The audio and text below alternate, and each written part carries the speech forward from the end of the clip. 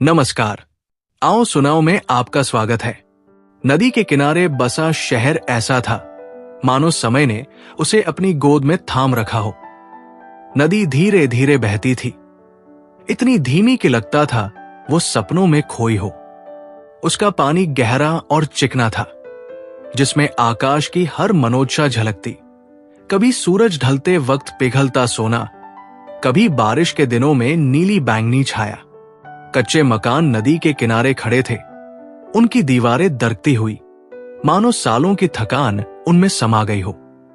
हवा में गीली मिट्टी की महक तैरती थी और जंगली फूलों की हल्की मिठास उसमें घुल जाती थी, जो भूले बिसरे रास्तों पर खिलते थे। इस दुनिया के शांत कोने में, जहां समय एक मेहमान सा ठहर गया था, केशव रहता था। एक ऐसा इंसान जिसकी जिंदगी उतनी ही साधारण थी जितना उसके दरवाजे पर जमी धूल। उसका घर एक कमरा था जो शहर के किनारे पर टिका था, जैसे कोई बाद में सोची गई बात। दीवारें खुरदुरी थी, बरसातों की यादों से रंगी हुई, और छत टेढ़ी मेढ़ी ढलान लिए थी। जहां टीन के टुकड़े उन जगहों पर लगे थे जहां रिसाव ने अपनी जीत दर्ज की थी। लेकिन उस छत में एक रोशनदान था, एक छोटा चौकोर छेद जो किसी इंसान के कंधों से ज्यादा चौड़ा नहीं था। यह कमरे का इकलौता खजाना था, शायद किसी पुराने किराएदार की देन, जिसे शायद धरती से ज्यादा आकाश की जरूरत थी। इसके जरिए रोशनी धीरे धीरे अंदर आती, फर्श पर बदलती हुई आकृतियां बनाती। रात को ये तारों को चौखट में बांधता और कमरा ऐसा लगता मानो अनंत समंदर पर तैरती नाव हो। उस रोशनदान में एक जादू था, एक ऐसी खामोश ताकत जो दिन के उजाले को कोमल बना देती और रात के अंधेरे को गहरा पर डरावना नहीं। ये कमरे का दिल था, और शायद अब केशव का भी। केशव डाकघर का क्लर्क था, एक दुबला पतला आदमी जिसके हाथ स्याही के दागों से भरे थे और आंखों में एक ठहराव था जिसे कोई समझ नहीं पाता था। उसके दिन एक ही ढर्रे पर चलते, चिट्ठियां छांटना, लिफाफों पर मुहर लगाना और शाम को शटर की खटखट सुनते हुए घर लौटना। शहर वाले उसे उस शख्स के रूप में जानते थे जो कभी जल्दी नहीं करता, जिसके कदम संतुलित थे, जिसकी आवाज हल्की गुनगुनाहट सी थी। उसके मन में कोई बड़ी चाहत नहीं थी, कोई बेकरारी नहीं। नदी के उस पार की दुनिया एक धुंधली सी गूंज थी और वह इसे दूर रखने में संतुष्ट था। उसकी जिंदगी छोटी थी, किताबों की पंक्तियों और कमरे की दीवारों में सिमटी हुई, और सालों तक ये उसे काफी लगी। वो अकेलेपन का आदी हो चुका था। उसकी सांसें दीवारों से टकराती थी और लौट आती थी, जैसे कोई पुराना दोस्त जो कभी शिकायत नहीं करता। लेकिन अब उस अकेलेपन में एक नया रंग घुलने लगा था, एक ऐसी कोमलता जो उसे समझ नहीं आती थी। फिर लता आई और ठहराव टूट गया, जैसे पत्थर से लहरें उठें। वो 3 महीने पहले उसकी जिंदगी में आई थी, परिवारों के तय किए रिश्ते की दुल्हन।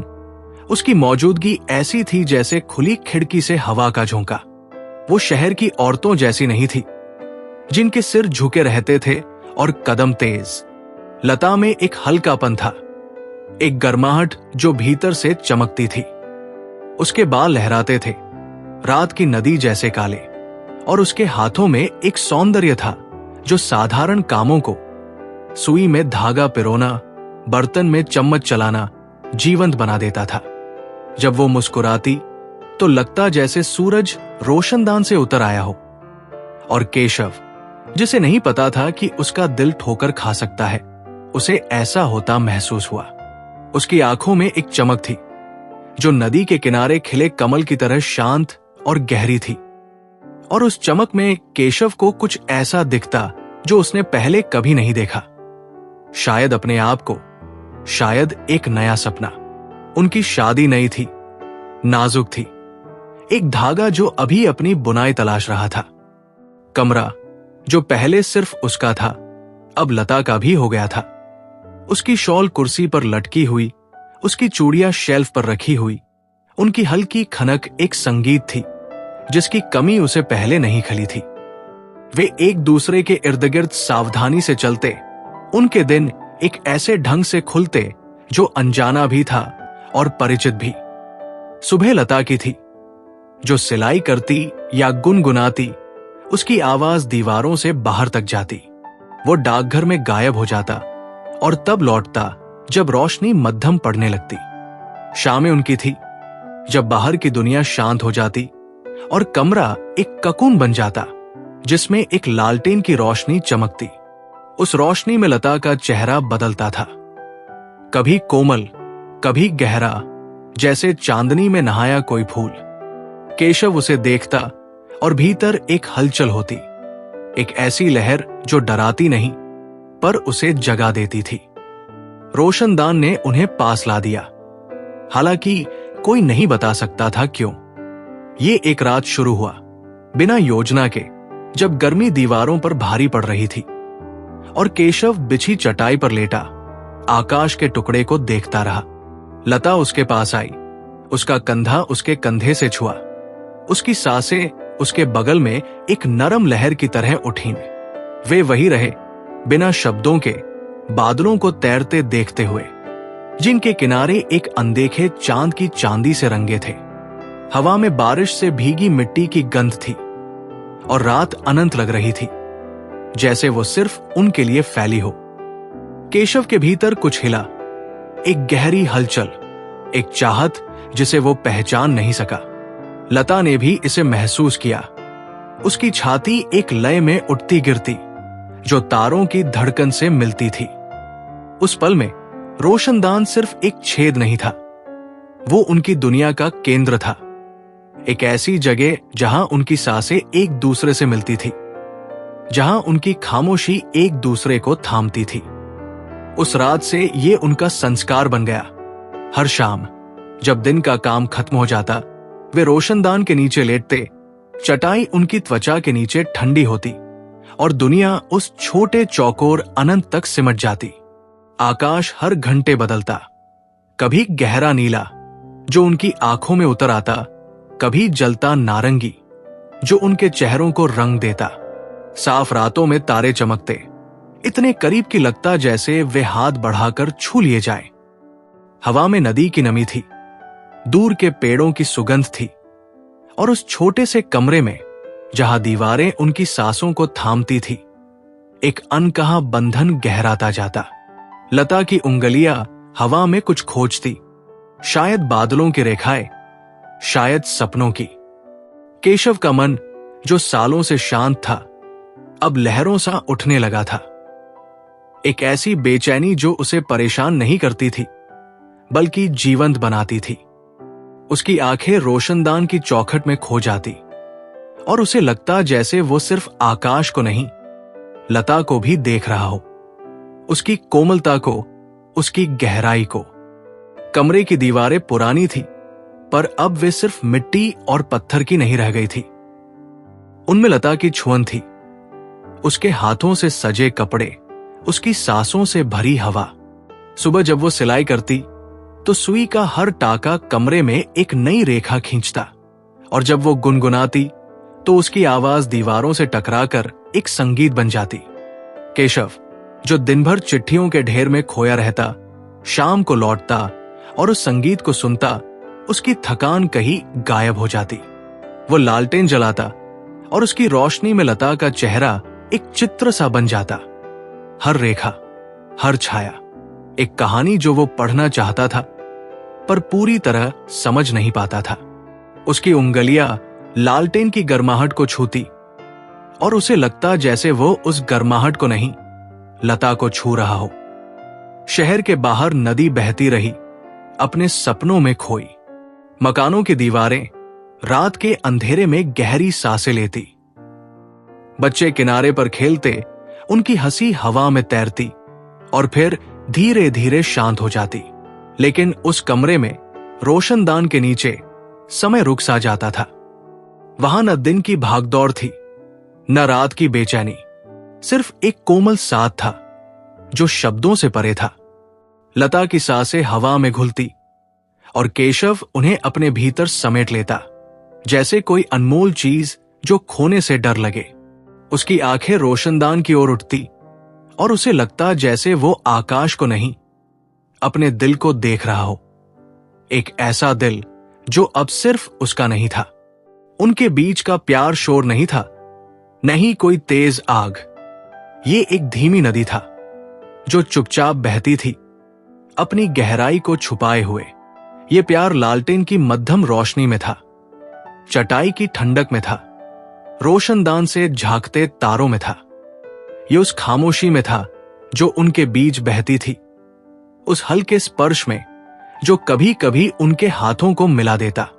केशव, जो सालों से अकेलेपन की छाया में जिया था, अब उस छाया से बाहर निकल रहा था, धीरे धीरे, जैसे सूरज की पहली किरण अंधेरे को चीरती हो। लता, जो एक अनजान शहर में आई थी, अब उस कमरे को अपना बना रही थी, अपनी सिलाई से, अपनी गुनगुनाहट से, अपने होने से। और रोशनदान, वो छोटा सा आकाश का टुकड़ा, उनकी कहानी का साक्षी बन रहा था। उसकी चौखट में बादल तैरते, तारे झिलमिलाते और हवा बहती। वो सिर्फ एक छेद नहीं था, वो उनकी दुनिया का दरवाजा था, जहां से वे अनंत को छू सकते थे, जहां से वे एक दूसरे को पा सकते थे। शहर सोता रहा, नदी बहती रही, और उस कमरे में दो दिल धीरे धीरे एक दूसरे के करीब आते गए, बिना शोर, बिना जल्दी, जैसे पवन में तैरता एक पंख। शहर में बारिश का मौसम आया और नदी जाग उठी। उसकी सतह, जो पहले सपनों में खोई थी, अब लहरों से भर गई थी। छोटी, तेज लहरें जो किनारों से टकराती और पीछे हट जाती, मानो कोई अधीर सांस ले रहा हो। हवा ठंडी हो गई थी, उसमें पानी की नमी और पत्तियों की हल्की कड़वाहट घुली थी। मकानों की दीवारें गीली थी, उन पर काई की पतली परत चढ़ने लगी थी, और छतों से टपकते पानी की आवाज दिन रात गूंजती थी। केशव के कमरे में भी वो टपक सुनाई देता था, टीन की छत पर बूंदों की हल्की थाप, जो कभी कभी रोशनदान के किनारे से फर्श पर गिरती थी। वो बूंदें छोटे छोटे गड्ढे बनाती और लता उन्हें कपड़े से पोंछ देती, बिना शिकायत, जैसे ये उसका रोज का काम हो। कमरा अब पहले से ज्यादा जीवंत था, पर उसकी खामोशी वैसी ही थी, एक ऐसी खामोशी जो उनके बीच बहती थी, नदी की तरह, बिना शोर के। सुबह अब पहले से अलग थी। बारिश की वजह से डाकघर में भीड़ कम हो गई थी, लोग चिट्ठियां लेने कम आते, और केशव के हाथों पर स्याही के दाग हल्के पड़ने लगे थे। वो जल्दी लौट आता, अपने कंधों पर बारिश की बूंदें लिए, और कमरे में कदम रखते ही उसे लता की मौजूदगी महसूस होती। वो अक्सर खिड़की के पास बैठी होती, सिलाई का काम हाथ में लिए, उसकी उंगलियां धागे और कपड़े के बीच चलती, इतनी हल्की कि लगता जैसे हवा में कुछ लिख रही हो। उसकी सिलाई में एक सादगी थी। कपड़े के टुकड़े जो पहले किसी और के थे, अब नए आकार लेते, जैसे वह पुरानी चीजों को फिर से जीवंत कर देती हो। केशव उसे देखता, चुपचाप, और उसे लगता जैसे ये कमरा अब सिर्फ उसका नहीं रहा, ये उनकी दोनों की दुनिया था, छोटी पर पूरी। शामें अब पहले से गीली थी। बारिश थमती तो हवा में एक साफ ठंडक रह जाती, और रोशनदान से बादल झांकते, भारी और काले, मानो कोई बोझ लिए हों। वे दोनों अब भी चटाई पर लेटते, पर अब उनके बीच एक पुराना कंबल होता, जिसकी ऊन से हल्की गंध उठती थी। लता कभी कभी कुछ कहती, नदी के बारे में, या शहर के उस कोने के बारे में जहां वो बड़ी हुई थी। उसकी आवाज नरम थी, बारिश की बूंदों जैसी, और केशव सुनता, बिना जवाब दिए, जैसे उसकी बातें उसके भीतर कहीं जमा हो रही हों। वो बोलता कम था, पर उसकी आंखें रोशनदान की ओर उठती, और उसे लगता जैसे वो बादलों में कुछ ढूंढ रहा हो, शायद अपने मन का कोई कोना, शायद कुछ ऐसा जो उसे समझ ना आए। उनकी बातें बड़ी नहीं थी, नहीं गहरी, सिर्फ रोज की बातें जो हवा में तैरती और फिर खामोशी में घुल जाती। एक शाम, बारिश रुकने के बाद, लता ने चाय बनाई। उसने लोहे की छोटी केतली में पानी उबाला और चाय की पत्तियों की महक कमरे में फैल गई, कड़वी पर सुकून देने वाली। उसने 2 मिट्टी के कुल्हड़ भरे और एक केशव को थमा दिया। वे चटाई पर बैठे, रोशनदान के नीचे, और चाय की भाप उनके चेहरों पर उठी। बाहर नदी की आवाज थी, लहरों का हल्का शोर जो किनारों से टकराता था। लता ने कुल्हड़ को दोनों हाथों से थामा, उसकी उंगलियां गर्माहट को सोखती हुई, और कहा, यह नदी कभी थमती नहीं, पर लगता है जैसे कुछ कहना चाहती हो। केशव ने उसकी ओर देखा, फिर रोशनदान की ओर, और बोला, शायद वो बस बहना जानती है। उसका जवाब छोटा था, सादा था, पर लता मुस्कुराई। एक हल्की सी मुस्कान जो आंखों तक नहीं पहुंची पर कमरे में ठहर गई। उस पल में कोई बड़ा एहसास नहीं था, सिर्फ एक सादा साथ जो चाय की गर्माहट और नदी की आवाज में बंधा था। कमरे में अब लता की चीजें पहले से ज्यादा थी। शेल्फ पर उसकी चूड़ियां अब एक छोटे डिब्बे में रखी थी ताकि खनक कम हो। उसकी शॉल जो पहले कुर्सी पर लटकी रहती थी, अब दीवार पर लगे कील पर टंगी थी। एक कोने में उसका सिलाई का सामान था, धागों की गुत्थियां, कैंची और कपड़े के टुकड़े जो बारिश के दिनों में उसका साथी बन गए थे। केशव को यह सब देखने की आदत हो गई थी। वो लालटेन जलाता और उसकी रोशनी में ये चीजें चमकती, साधारण पर किसी तरह खास। उसे लगता जैसे ये कमरा अब पहले से भरा हुआ था, पर उस भराव में एक सुकून था। लता की मौजूदगी अब दीवारों में बसी थी, उनकी सांसों में घुली थी, और वो इसे महसूस करता बिना कुछ कहे। एक दिन डाकघर से लौटते वक्त केशव ने नदी के किनारे एक छोटा पत्थर उठाया। वो गोल था, पानी से चिकना, और उसकी हथेली में ठंडा लगता था। घर लौटकर उसने उसे लता को दिया, बिना कुछ बोले, सिर्फ हाथ बढ़ाकर।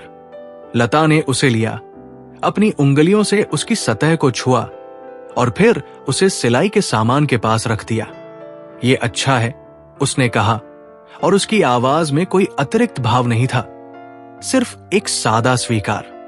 अगले दिन जब केशव लौटा, उसने देखा कि लता ने उस पत्थर को धागे से लपेटकर एक छोटा गट्टू बना दिया था। वो शेल्फ पर रखा था, चूड़ियों के डिब्बे के पास।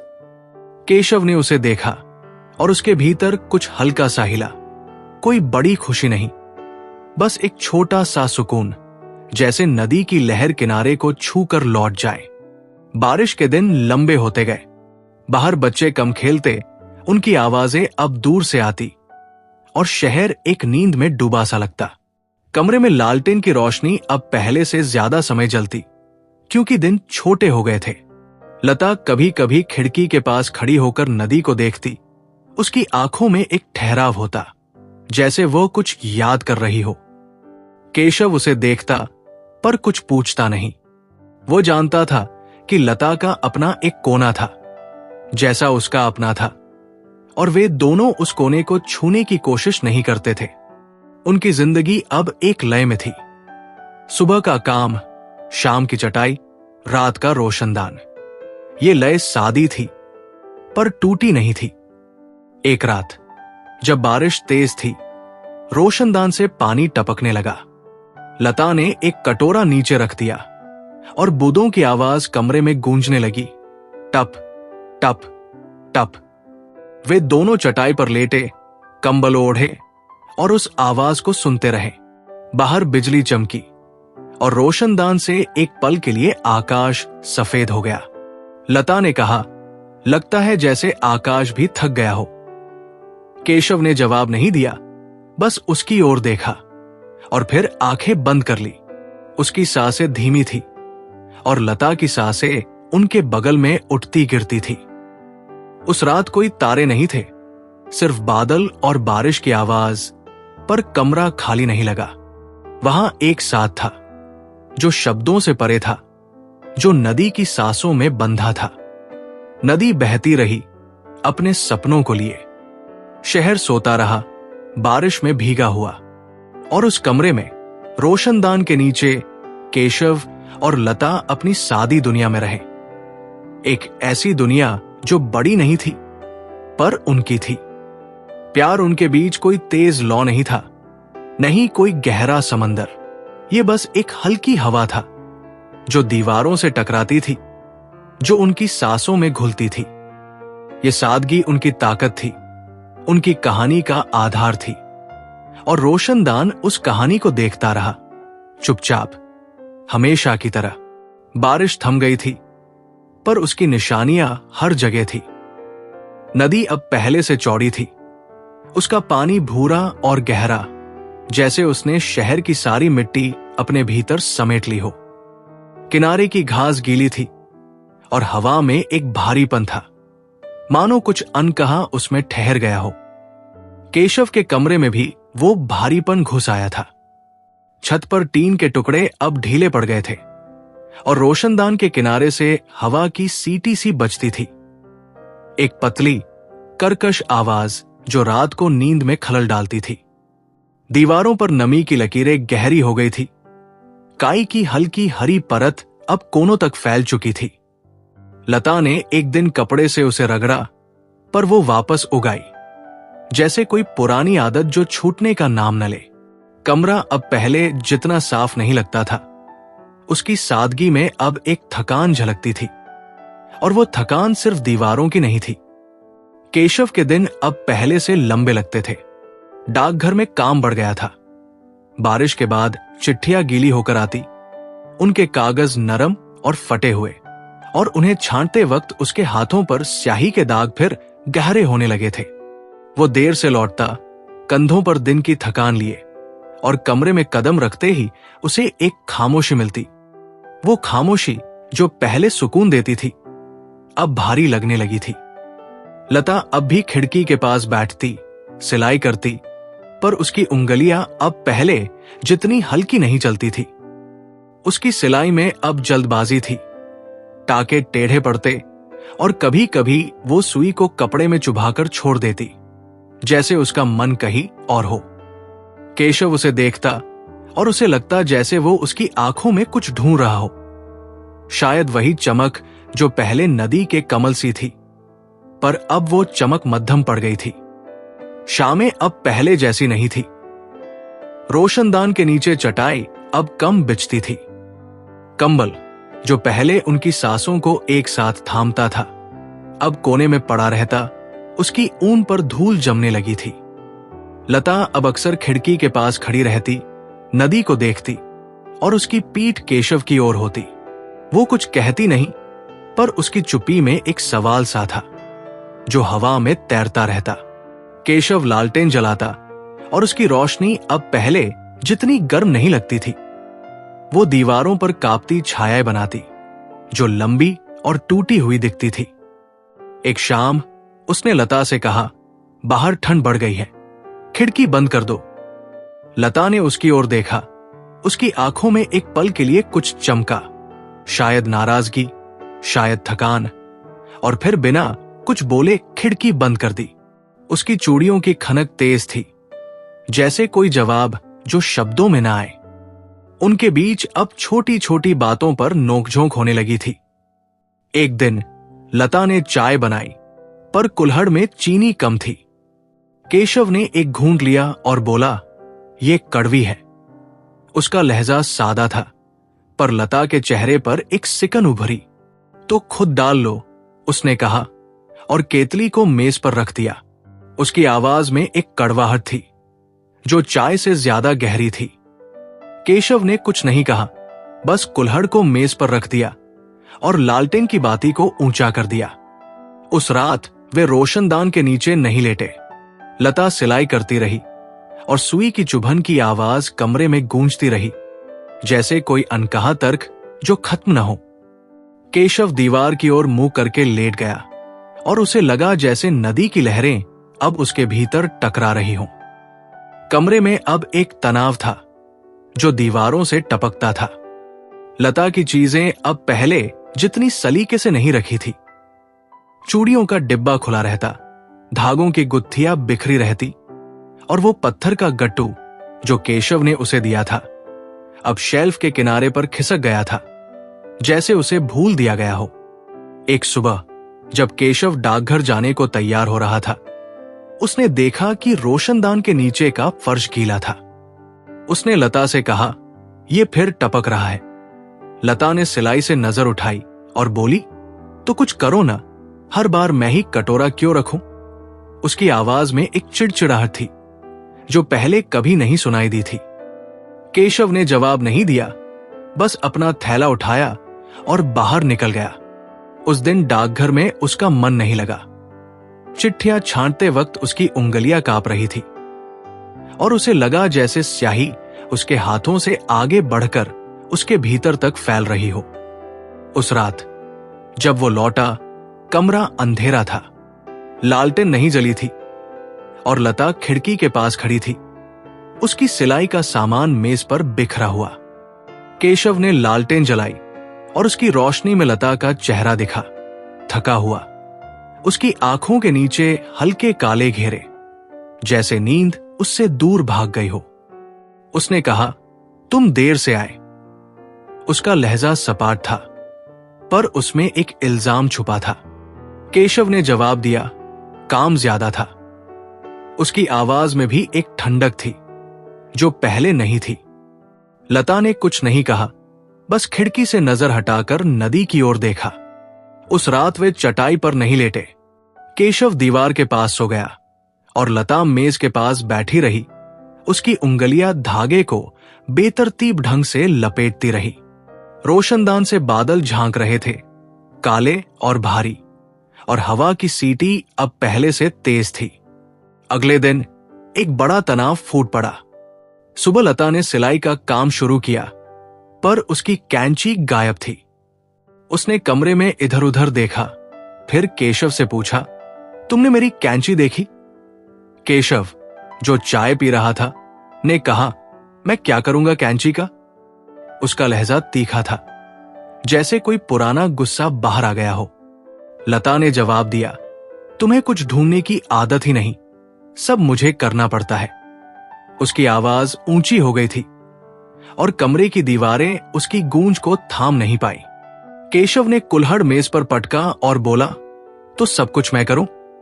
दिन भर डाकघर में हड्डियां तोड़ूं, और यहां भी? उसकी आंखों में एक आग थी जो पहले कभी नहीं दिखी थी। लता ने उसकी ओर देखा।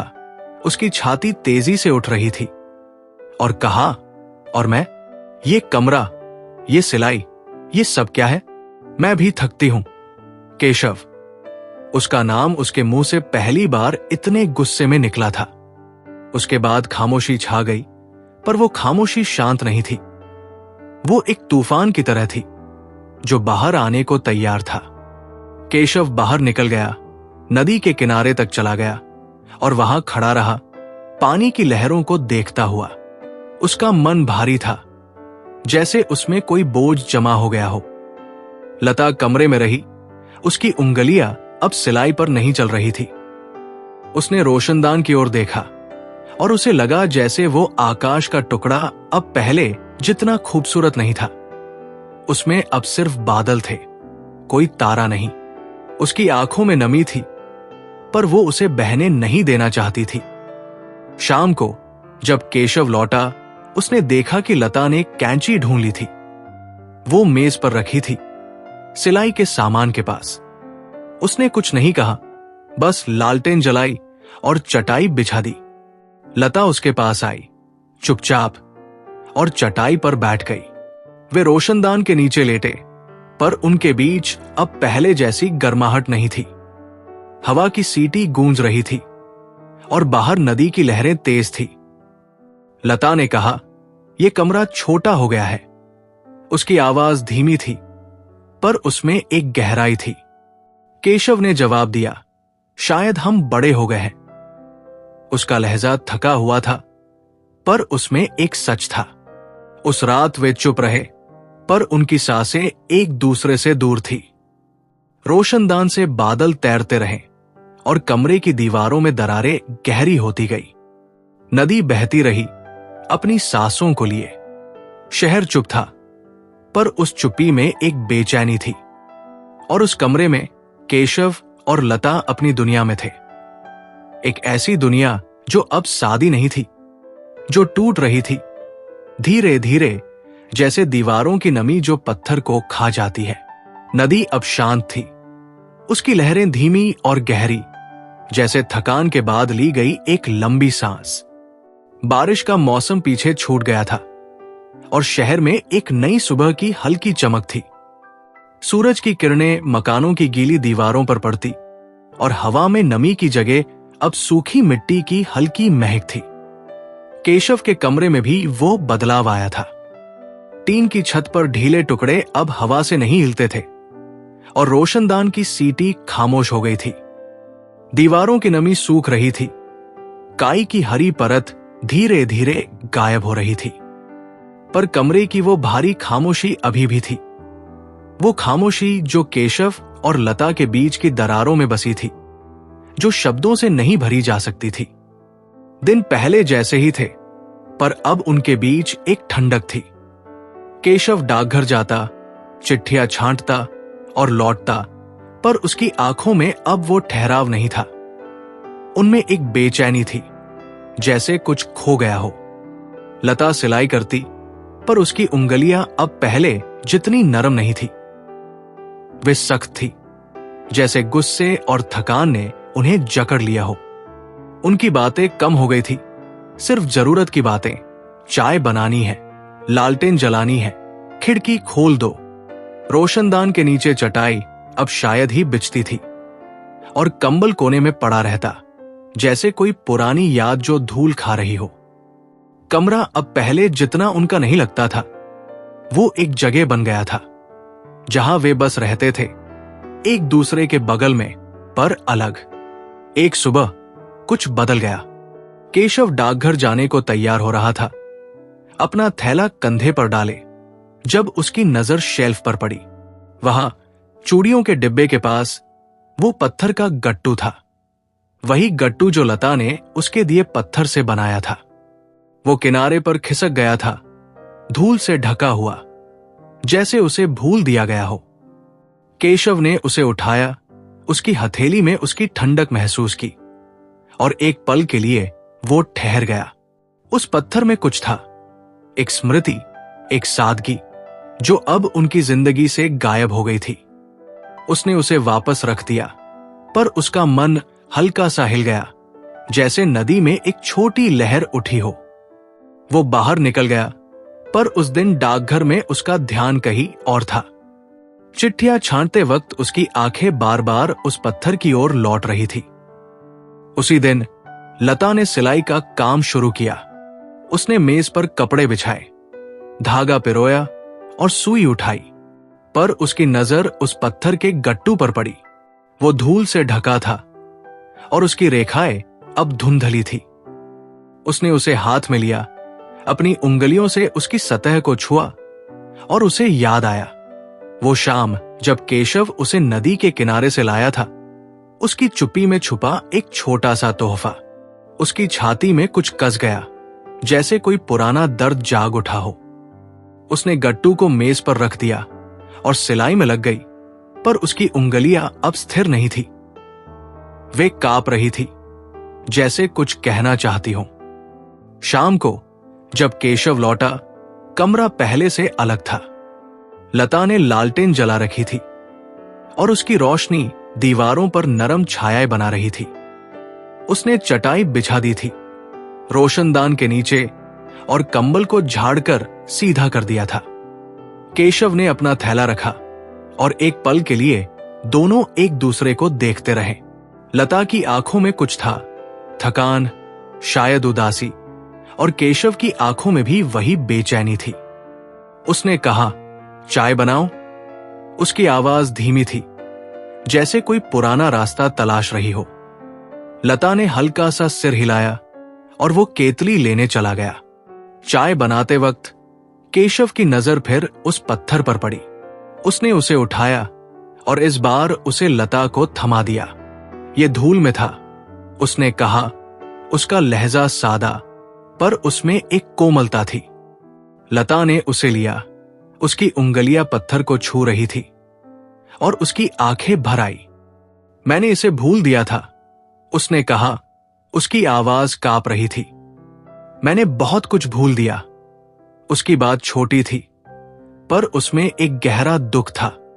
केशव ने उसकी ओर देखा और उसके भीतर कुछ टूट गया। वो गुस्सा, वो ठंडक जो उनके बीच की दीवार बन गई थी। उसकी आंखें भी नम हो गई और उसने कहा, मैंने भी, हम दोनों ने। उस पल में एक छोटी सी बात, वो पत्थर, उनकी गलती का एहसास बन गया। ये कोई बड़ा तर्क नहीं था, कोई तेज तूफान नहीं, बस एक सादा सा पत्थर जो उनकी शुरुआत की याद दिला गया। लता की आंखों से आंसू छलक पड़े और वो रोने लगी, धीरे, जैसे नदी की लहरें किनारे को छूती हों। केशव ने एक कदम बढ़ाया और उसकी बाहों में उसे थाम लिया। उसकी सांसें कांप रही थी और उसके आंसू लता के कंधे पर गिरे। मुझे माफ कर दो, उसने कहा। उसकी आवाज में एक टूटन थी। लता ने उसकी पीठ पर हाथ रखा और उसकी सिसकियां तेज हो गई। नहीं, मुझे माफ करो, उसने कहा। मैंने छोटी छोटी बातों को बड़ा बना दिया। वे वही खड़े रहे, एक दूसरे को थामे, रोशनदान के नीचे। लालटेन की रोशनी उनके चेहरों पर पड़ी और उनके आंसुओं में वह चमक रही थी। उस गले लगने में उनका सारा गुस्सा, सारी नाराजगी, सारी थकान पिघल गई। ये कोई तेज आग नहीं थी, कोई नाटकीय पल नहीं। ये एक धीमा, कोमल क्षण था, जैसे सूरज की पहली किरण जो अंधेरे को चीरती हो। लता ने अपना सिर केशव की छाती पर टिका दिया और उसकी सांसें धीरे धीरे शांत हुई। केशव ने उसके बालों को छुआ और उसे लगा जैसे वह उस पत्थर की ठंडक को नहीं, लता की गर्माहट को फिर से पा रहा हो। फिर वे चटाई पर बैठ गए, कंबल ओढ़ लिया और रोशनदान की ओर देखा। आकाश साफ था। पहली बार कई दिनों बाद तारे झिलमिलाते दिखे, छोटे छोटे पर चमकीले। लता ने कहा, यह फिर से खूबसूरत लग रहा है। उसकी आवाज में एक हल्की उम्मीद थी। केशव ने उसका हाथ थामा, उसकी उंगलियां उसकी उंगलियों से मिली और बोला, हां, जैसे पहले था। उनकी सांसें अब एक लय में थी और कमरे की खामोशी फिर से सुकून बन गई थी। उस रात वे सपने देखने लगे, सादे, छोटे सपने जो उनकी दुनिया में फिट बैठते थे। लता ने कहा, शायद हम इस कमरे को ठीक कर सकते हैं, छत को मजबूत करें, दीवारों को रंग दे। केशव ने मुस्कुराया, पहली बार कई दिनों बाद, और बोला, और शायद एक छोटा बगीचा नदी के किनारे। लता ने उसकी ओर देखा, उसकी आंखों में फिर वही चमक थी, नदी के कमल सी शांत और गहरी। हां, उसने कहा, और हम हर शाम यहां लेटेंगे जैसे पहले। उनकी बातें हवा में तैरती रहीं और रोशनदान से तारे उन्हें देखते रहे। नदी बहती रही अपनी सांसों को लिए। शहर जाग रहा था एक नई सुबह में, और उस कमरे में केशव और लता फिर से एक दूसरे के करीब थे। नहीं टूटे, नहीं बिखरे, बल्कि मजबूत, जैसे वो पत्थर जो पानी से चिकना हो गया था। उनका प्यार फिर से लौट आया था, सादा, शांत और गहरा, और रोशनदान उसकी गवाही दे रहा था। समय ने उनकी दरारें भरी और वे जान गए कि सब ठीक हो जाता है, धीरे धीरे, जैसे आकाश में तारे फिर से चमकते हैं। कहानी कैसी लगी कमेंट्स करके कृपया जरूर बताएं, और हमारे चैनल आओ सुनाओ को लाइक, शेयर और सब्सक्राइब करना बिल्कुल ना भूलें।